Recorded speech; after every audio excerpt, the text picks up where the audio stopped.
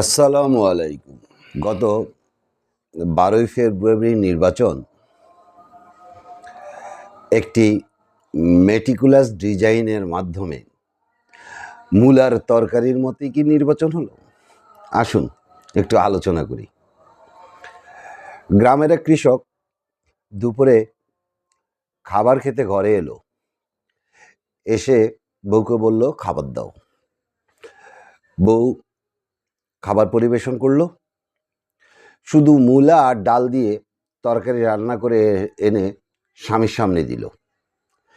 স্বামী বেচারা এত কষ্ট করে কাজ করে এসে শুধুমাত্র মূলার তরকারি দেখে মনে মনে একটু অসন্তুষ্ট হলো, আর ভাবলো শ্বশুরবাড়ি তো কাছেই, যাই শ্বশুরবাড়িতে গিয়ে দুপুরের খাবারটা খাই।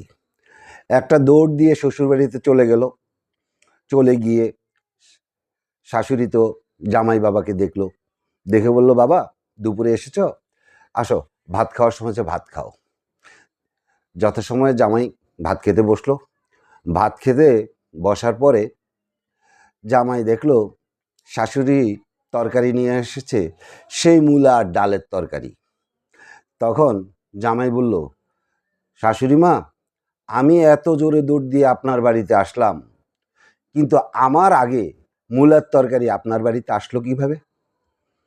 আসলে সত্যি তো কথা কি, বর্তমান নির্বাচন হওয়ার পরে এবং সরকার গঠন হওয়ার পরে জনমনে বা অনেক বিবেক বুদ্ধি বিবেচনা বোধসম্পন্ন মানুষ ভাবতেছি যে শেখ হাসিনা 14 সালের নির্বাচন দেখলো একটা মেটিকুলাস ডিজাইনে, তারপর 18 সালের নির্বাচন দেখলো রাতের ভোট কিভাবে হয়, 24 সালে দেখলো আমিডামির নির্বাচন, আর এবারে এখন জনাব তারেক রহমান সাহেব প্রধানমন্ত্রী হিসেবে যখন মন্ত্রিপরিষদ গঠন করলেন, তখন উনি যখন ডক্টর খলিলুর রহমান সাহেবকে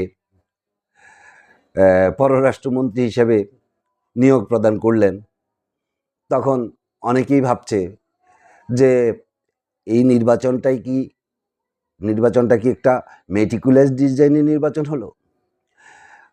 আমাদের দেশে প্রভাবশালী রাষ্ট্রের প্রভাব থাকে।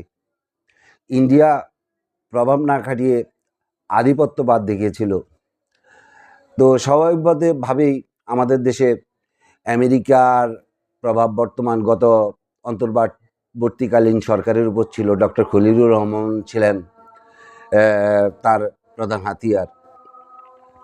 তো এই ব্যাপারে বিএনপি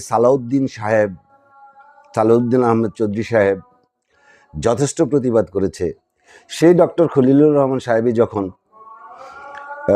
বর্তমান সরকারের পররাষ্ট্রমন্ত্রী নিযুক্ত হলেন, তখন সবাই ভেবেই নিয়েছিল, অনেকটা এমনটাই ভাবছে যে এই নির্বাচনটা আমরা যা দেখেছি, আসলে সরকার কি হবে, সরকারের গতি প্রকৃতি কী হবে, সরকার কোন রাষ্ট্রের প্রভাবে চলবে, তা পূর্ব নির্ধারিত ছিল। আর ভোটের মাঠে যা খেলা হয়েছে সেটা একটা মেটিকুলাস ডিজাইনে ভোটের একটা জরিপ হয়েছে, এবং এই জরিপের ফলাফলে যেই সরকারে আসতো না কেন, সরকার পরিচালিত হতো প্রভাবশালী রাষ্ট্রের প্রভাবের ভিত্তিতে। এখানে ইন্ডিয়ার প্রভাবকেও আপনি অবজ্ঞা করতে পারবেন না। বর্তমান সরকারের মধ্যে ইন্ডিয়াপন্থীয় লোক আছে, আমেরিকার পন্থীয় লোক আছে। এই ব্যাপারে আমি গত 21শে জানুয়ারি একটা ভিডিও করেছিলাম, আপনার স্ক্রিপ্ট কার, সরকার গঠন শেষ, এখন নাটক চলছে।